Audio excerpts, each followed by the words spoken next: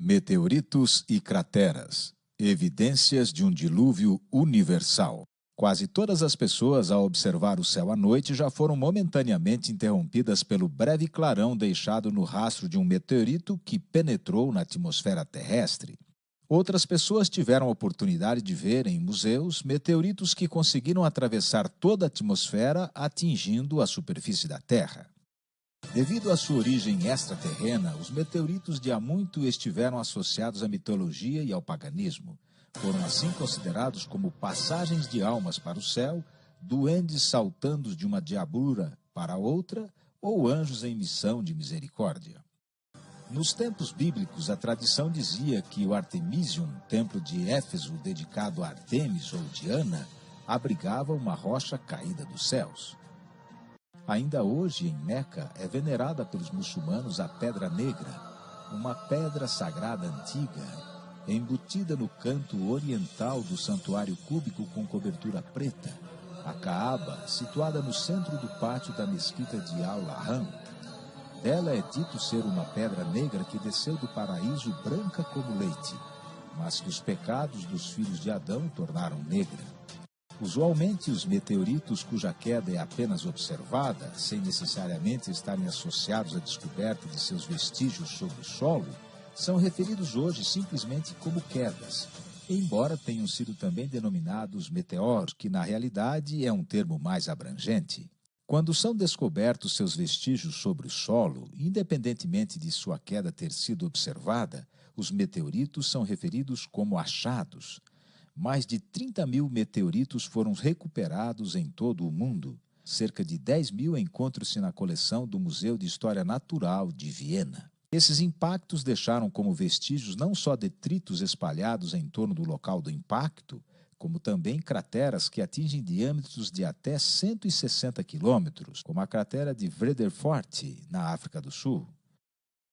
O banco de dados sobre os impactos de meteoritos na Terra, mantido na Universidade de New Brunswick, no Canadá, listou 182 locais terrestres de impacto confirmados. Apesar dos meteoritos caírem supostamente de maneira aleatória sobre a Terra, o número dos que são descobertos varia muito de uma região para outra, devido a diversos fatores, principalmente relacionados com a interação humana. De fato, a diferença entre o número de quedas e achados deve-se em grande parte à maior ou menor densidade populacional local e também ao grau de interesse e da cultura dos habitantes da região. Conhecem-se hoje cerca de 15 meteoritos apresentando peso de mais de 10 toneladas. Dentre esses meteoritos, o maior localiza-se em Grootfontein, na Namíbia, sudoeste africano, conhecido como meteorito de Oba. Foi descoberto em 1920. Tem 2,7 metros de comprimento por 2,4 metros de largura e a sua altura é de cerca de 2 metros. É um meteorito ferroso que apresenta 16% de níquel e pesa cerca de 60 toneladas. Em 1955 foi declarado monumento nacional e permanece até hoje no local onde foi achado. Outro grande meteorito é o que foi descoberto na Groenlândia em 1894 pelo almirante Robert Peary, conhecido como meteorito de Cape York ou Aniguito, termo que significa tenda, como era chamado pelos esquimós Inuit. Ele foi levado para o planetário Hayden do Museu Americano de História Natural em Nova York, onde se determinou o seu peso de 31 toneladas. Seu transporte constituiu em operação difícil e foi documentado em filme no início da era da cinematografia. Posteriormente, foram encontrados na proximidade de sua queda vários outros meteoritos de menor porte, provavelmente resultantes da explosão de um mesmo meteorito original. A eles foram também sendo dados nomes na língua inuit dos esquimós. Por exemplo, os que foram encontrados em 1897 receberam, respectivamente, os nomes de mulher, o de 3 toneladas, e cachorro, o de 400 quilogramas. Ao que foi encontrado em 1963 com 20 toneladas e que hoje se encontra no Museu de Copenhague, foi dado o nome de Agpalilik, significando homem. Mais perto do Brasil, em Campo del Cielo, no Chaco argentino, A cerca de 800 quilômetros ao noroeste de Buenos Aires, encontram-se vestígios da queda de um enorme meteorito composto por cerca de 26 crateras de impacto e numerosos fragmentos de meteoritos. O maior desses fragmentos, conhecidos como El Chaco, foi encontrado em 1969. Pesa 37 toneladas e constitui o segundo maior meteorito encontrado até hoje, sendo superado apenas pelo meteorito de Oba, da Namíbia. Com o tempo, foram sendo encontrados milhares de fragmentos seus, sendo que a massa total do meteorito original hoje é estimada entre 50 e 100 toneladas. Desta forma, esse meteorito original teria sido quase 2 vezes maior do que o meteorito de Oba, considerado hoje como o maior dos meteoritos conhecidos. Em numerosas outras partes do mundo encontram-se também significativas amostras de meteoritos, com os mais variados formatos e dimensões.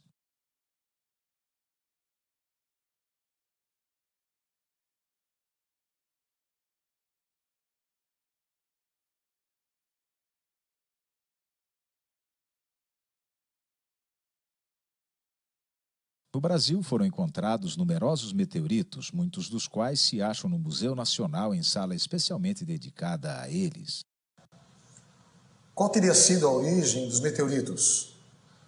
O termo genérico utilizado para se referir a esses corpos alóctones que atingem a Terra seria asteroides ou meteoroides.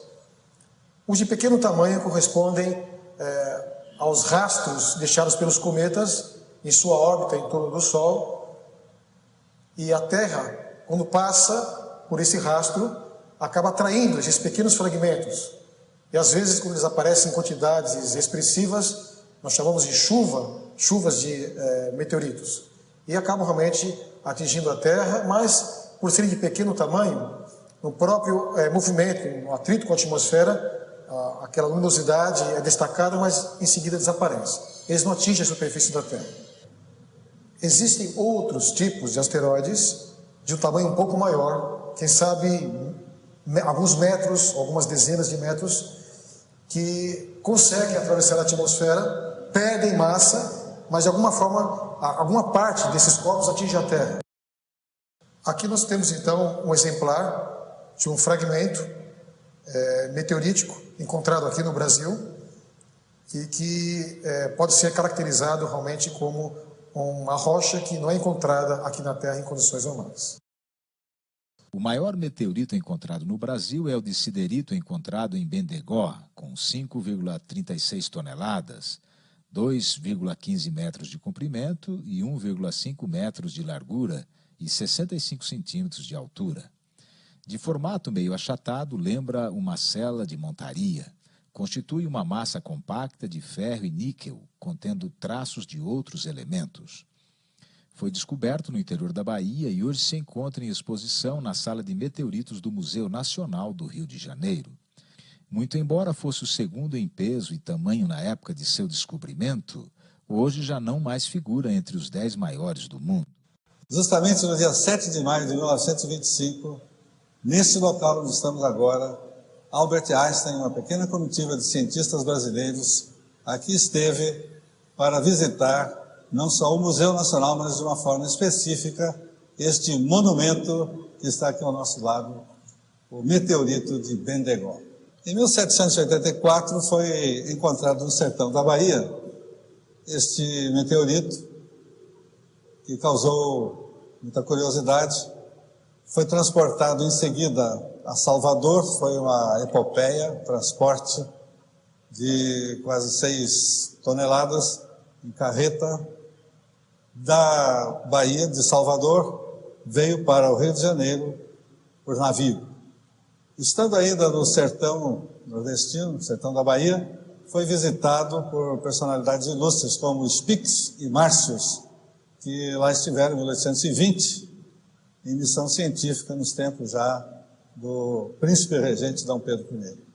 A distribuição dos meteoritos encontrados no Brasil abrange especialmente a metade leste do país, provavelmente por ser a mais habitada e onde a vegetação não é tão densa como na parte oeste.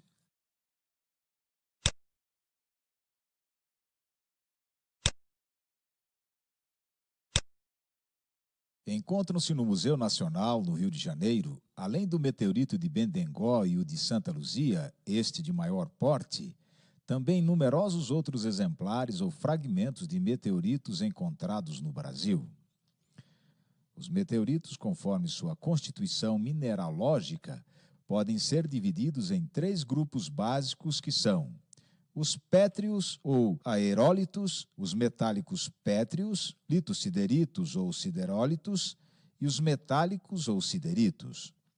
Cada um desses grupos pode ser ainda subdividido em grupos menores, conforme sua estrutura e propriedades distintas.